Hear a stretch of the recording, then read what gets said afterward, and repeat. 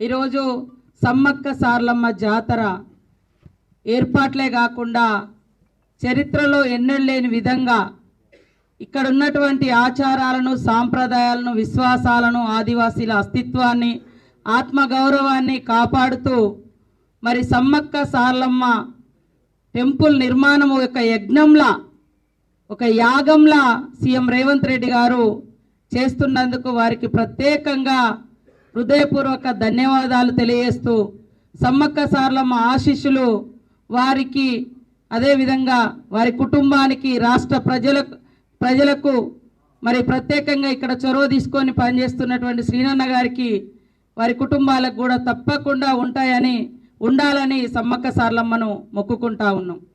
ఈరోజు వాస్తవానికి 90 days machine లాగా మేము పెట్టుకోవడం జరిగింది, 90 రోజులలో చేయాలని.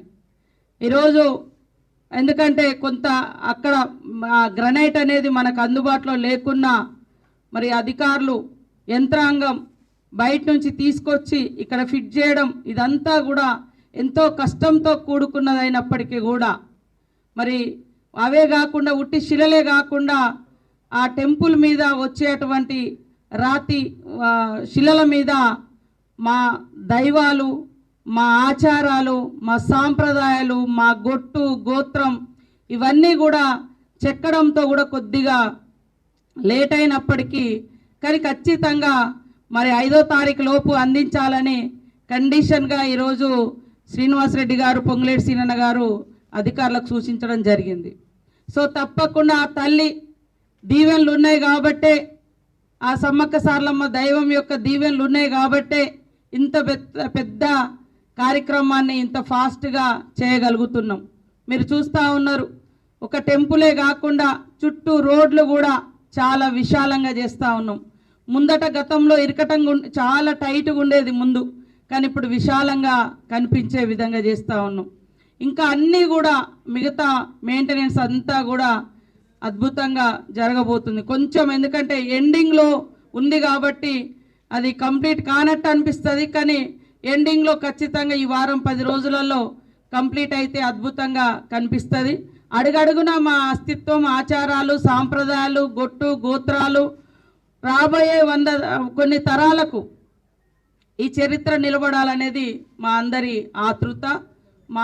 మా ఆలోచనను తగ్గట్టుగా, మా ఆశయాలకు తగ్గట్టుగా, మా విశ్వాసాలకు తగ్గట్టుగా ముఖ్యమంత్రి రేవంత్ రెడ్డి గారు మరి సీనన్న గారికి గైడ్ చేసి ఎక్కడ కూడా మరి ఇక్కడ వీళ్ళ జీవితాలకు విరుద్ధంగా రావద్దు, వాళ్ళ ఆచారాలకు విరుద్ధంగా రావద్దు అని చెప్పడంతో ప్రతిదీ కూడా పూజారుల యొక్క ఆలోచన, వాళ్ళ యొక్క ఆచారం, వాళ్ళు చెప్పిన వాటిని మేము ఫాలో అవుతూ మరి సీనన్న గారు కిందికి కూడా అదే గైడ్ చేస్తూ ఉన్నారు. వారికి మరొకసారి ధన్యవాదాలు తెలియజేస్తూ ఉన్నాం. అదే కాకుండా ఈ మధ్యకాలంలో ఆ శిలలపై ఉన్న ఒక స్వస్తిక్ గురించి చర్చ జరుగుతుంది. స్వస్తిక్ మేము ఫాలో అయ్యేది రైట్ టు లెఫ్ట్. హిందూ సంస్కృతిలో అది ఇట్లా ఉంది, స్వస్తిక్ ఇట్లా ఉంది, కానీ మాకు రైట్ ప్రకృతి సిద్ధాంతం.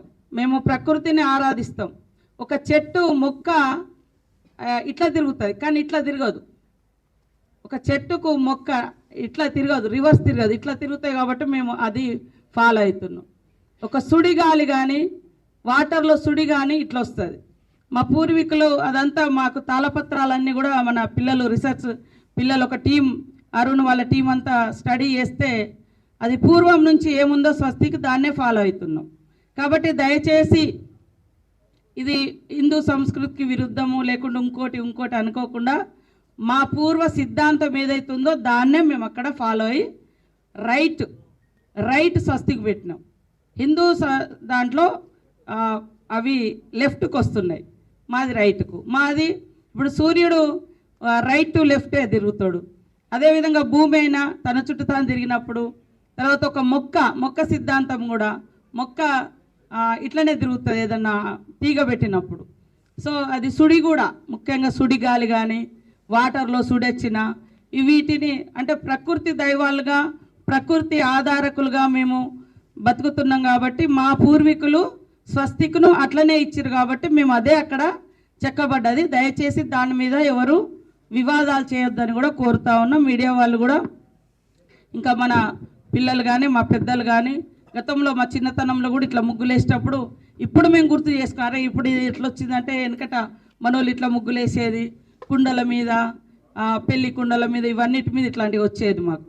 సో అది మర్చిపోకుండా దాన్ని ఇప్పుడు ఇక్కడ కూడా సమ్మక్క గోత్రం, సార్లమ్మ గోత్రం, పగడిద్దరాజు గోత్రం, గోవిందరాజు గోత్రం, మేము పూజించే జంతువులు, మా బొట్లు, మేము ఎన్ని గోత్రం అయితే అన్ని గీతలు గీసి ముగ్గులు వేస్తాం పెళ్ళిళ్ళకు, పేరంటాలకు.